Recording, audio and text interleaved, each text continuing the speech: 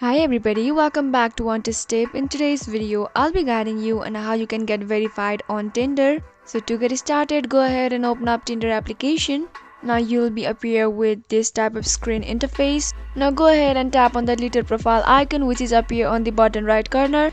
Now here, as you can see near my name and my age, there is a tick button or a tick sign which is not completed. So to get verified, go ahead and tap on it.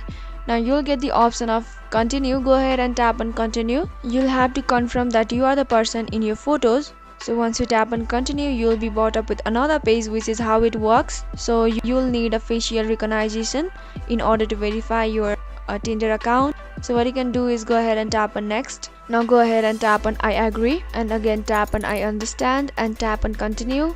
Now it will ask you to allow. Go ahead and tap on allow, and you'll get the camera option available in here. You'll have to take a selfie in order to verify your age. Go ahead and show your face on that camera, and once it's done, you are good to go. Your Tinder account will be verified after showing your face. I hope you found the video to be helpful and informative. If yes, go ahead and subscribe to our channel and also press the notification bell for more updates.